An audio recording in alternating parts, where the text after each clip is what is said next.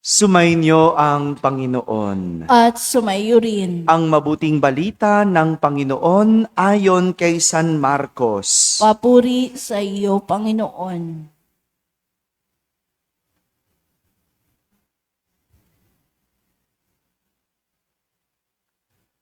Noong panahong iyon, tinawag ni Jesus ang 12 at sinugong dala-dalawa. Binigyan niya sila ng kapangyarihang magpalayas ng masasamang espiritu at pinagbilinan. Sa inyong paglalakbay, huwag kayong magdala ng anuman, maliban sa tungkod, ni pagkain, balutan, salapi sa inyong lukbutan o bihisan, ay huwag kayong magdala. Ngunit magsuot kayo ng panyapak. Sinabi rin niya sa kanila, at sa alinmang tahanang inyong tuluyan, manatili kayo roon hanggang sa pag-alis ninyo sa bayang iyon. Kung ayaw kayong tanggapin o pakinggan sa isang dako, umalis kayo roon at ipagpag ninyo ang alikabok ng inyong mga paa bilang babala sa mga taga roon. Kaya't humayo ang 12 at nangaral sa mga tao na pagsisihan nila at talikdan ang kanilang mga kasalanan. Pinalayas nila ang maraming demonyo sa mga inaalihan nito. Pinahiran nila ng langis at pinagaling ang maraming may sakit. Mga kapatid, ang mabuting balita ng Panginoon. Pinupuri ka namin, Panginoong Hesukristo.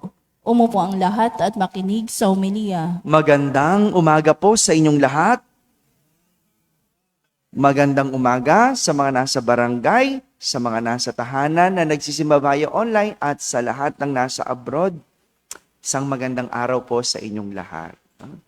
Sa pagpapatuloy ng misyon ni Jesus na ipalaganap ang kaharian ng Diyos, sinugo niya ang kanyang 12 alagad ng dala-dalawa. Pares, may kasama. So kung 12, sinugong dala-dalawa, ilang pares? O yan, para lang pampagising ng utak. Ngunit, sa kanyang pagsugo sa kanila, mahigpit niyang bilin, sa inyong paglalakbay, huwag kayong magdala ng anuman, maliban sa tungkod, ni pagkain, balutan, salapi sa inyong lukbutan o bihisan, ay huwag kayong magdala. Ngunit magsuot kayo ng panyapak. Kung papakinggang mabuti, may mga sinabi si Jesus na huwag dadalhin. Pero meron din siyang sinabing kung ano ang dadalhin. Tama? Ano yung dadalhin? Tungkod at panyapak. Tungkod at panyapak. Kung papakinggang mabuti, yung bilin ni Jesus, parang ang hirap umalis ng walang dala. Tama ba? Nakakaalis ba tayo ng walang dala? Hello? Tila imposible, no? Imposible na sarili lang ang bit-bit natin sa paglalakbay. Pakitingnan nga ang sarili. Ano ang hindi mo kayang iwan kapag umaalis? Ano ang hindi mo kayang bitawan kapag maglalakbay? Ano yung lagi mong bit-bit? Iba sabi, pera, cellphone, no? Kasi ang hirap kumilos ng walang pera, hindi ba? Totoo naman yon. No? Lalo na sa panahon ngayon na kahit lalaki may dalang bag, di ba? Parang hindi makaalis ng bahay nang walang dala. Bakit hindi? Ang dami-dami nating pangangailangan ngayon. Kung noon, wala namang cellphone. Ngayon, may cellphone. At pag may cellphone, kailangan may power bank. Kung may cellphone at power bank, kailangan may electric fan. No? Diba? O, kung walang electric fan, pamaypay. Sobrang init. May wallet na. May pabango pa. Di ba? Hanggang sa napuno mo na yung bag mo. Para ka na maglalayas. No? Kadalasan, yung mga ito, yung mga bagay na dala natin, ang nagiging sanhi ng pagkakaantala ng ating gawain. May cellphone, kailangan may power bank o charger. Kapag may pulbos, kailangan may salamin. Oh, 'di ba? Napuno na yung ano. Kapag may wallet, kailangan may card holder. May ganun pa. Mahirap man sa paningin ng iba, pero kay Jesus, sapat. Sapat na ang ibinibigay niya. At ano yung binibigay ni Jesus? Yung kapangyarihang magpalayas ng demonyo. Yun yung kailangan nilang bitbitin. Yung kapangyarihan nila na binibigay ni Jesus, na galing kay Jesus. Wala na silang kailangan pang dalhin. Wala na silang kailangan pang bitbitin dahil manggagaling kay Jesus ang kanilang dapat bitbitin. Ano yon? Kapangyarihan. Yun lang naman ang dahilan ng kanilang misyon eh. Ang magpalaganap ng kaharian ng Diyos, magpagaling. Yun ang dapat nilang bitbitin. Kamakailan, yung sakristan natin na si Liam, no? Yung chabi-chabi nating sakristan, no? Sabi, napansin ko, hindi siya pumasok sa school. Sabi ko, ba't di ka pumasok? Sabi niya, Father, kasi wala akong baon. Tingnan mo, di ba? Hindi makapasok ng walang baon. Totoo naman, mahirap namang gutom sa eskwelahan, walang pangkain. Kaya sabi ko sa kanya, o sige Liam, mula ngayon, wala ka ng dahilan para umabsent. Maliban kung may sakit ka. Kasi bibigyan kita ng baon. Si Liam, para makapasok sa school, nagkakargador, no? Kwento ninyo sa akin, no? Nagbubuhat para may pambaon. Hindi ko alam, nasa na magulang niyan. No? Pero sabi ko sa kanya, sige, araw-araw, magwawalis ka dito sa patio. Tanong ko, magkano baon mo? 30 pesos. Sabi niya, o sige, mula ngayon, everyday pag nagwalis ka, bibigyan kita ng 100 pesos. Di ba? Malaki na yun, di ba? Kasi kung dating baon mo, nakakapasok ka ng 30 pesos, ngayon, 100 na.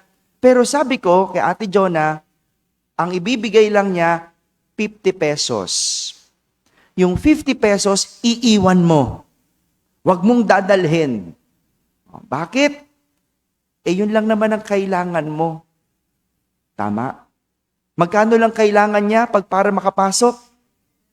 30 lang eh, di ba? O binigyan ko pa ng dagdag na 20, 50 pesos na. Siguro naman kasi yung 30 sikip na sikip, pero kayang makapasok. Yung 50, iwan mo. Iiwan mo yan bilang ipon mo. Iipunin mo yan. No? Yung 50 pesos, binabalikan ko siya, kamusta? May naiipon ka ba sa 50 pesos? Sabi niya, Father, wala po. Bakit wala ka naiipon? Sabi niya, kasi nauubos po. Nauubos? Sa 30 pesos nakakapasok ka? Sa 50 pesos, wala ring natitira? Hello? Ba't ganon? Okay, hayaan mo na. Sige, gutom yung bata. Sige, baka dadamihan niya yung kain niya. Pero, ibig ko sabihin, sa eskwelahan, may rami tayong bitbit. Pero bilang estudyante, ano lang ang dapat mong huwag kalimutang bitbitin? Hello? Yung pinag-aralan, yung isip, yung nabasang aralin.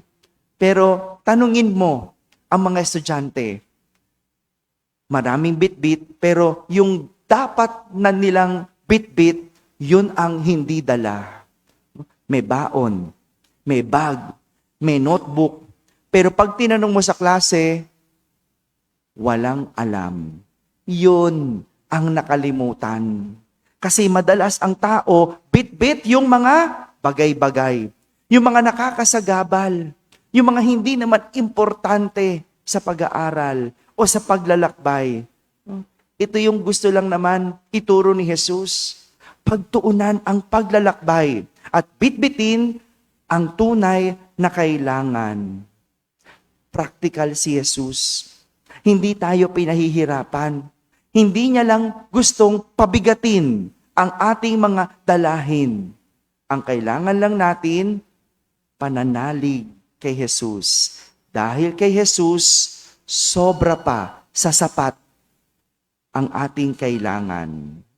Ginugunita natin ngayon si Santa Agata, at si Santa Agata ay mula sa mayamang pamilya. Ngunit lumaki hindi sa material, kundi sa pananampalataya. Ang galing, no? Ang yaman-yaman ni Santa Agata, pero hindi siya namuhay sa rangya. Namuhay siya ng may pananampalataya. At bilang patunay, nilaan niya yung sarili niya para kay Jesus. Kaya namuhay siyang malinis dahil gusto niya malinis siya para kay Jesus. Kaya isang araw, nang magustuhan siya ng isang gobernador na nagngangalang Quintianus, dahil gusto niyang maging malinis, gusto niya para lang kay Jesus, tinanggihan niya ang alok na kasal ng gobernador. Sa galit ng gobernador na siya'y tinanggihan, siya'y kinulong, pinahirapan, binugbog, at tinapyas ang kanyang dibdib. Kaya nga, si Santa Agata ang patron ng mga may breast cancer. Si Santa Agata, sa kanyang buhay, walang ibang binitbit kundi ang pananampalataya kay Jesus. Kaya nga kahit siya'y nahihirapan, ano lang ang kanyang naalala? Si Jesus. Kapag ang isang tao may cancer, may breast cancer, ano lang ang mahalaga sa kanya? Pananampalataya. Totoo, mahalaga ang gumaling. Mahalaga ang pera. Pero ang hindi niya kayang bitawan, kapag ang tao ay may sakit at nangangailangan, pananampalataya. At mas lalo pa niya itong hinihigpitan. At doon niya nauunawaan na hindi pala kailangan ng pera. Kahit anong yaman mo, kung may cancer ka, mabibitawan mo. Malalaman mong wala kang ibang madadala, kundi ang pananampalataya. Kaya ito yung pinadadala sa atin. Ito yung wag nating kalimutang bitbitin sa ating paglalakbay. Ang Diyos at ang ating pananampalataya. Mga kapatid, sa buhay paglalakbay, walang ibang mahalaga kundi ang isama at bitbitin ang Diyos sa lahat. Dahil anumang galing sa Diyos, higit pa sa sobra. Amen. Amen.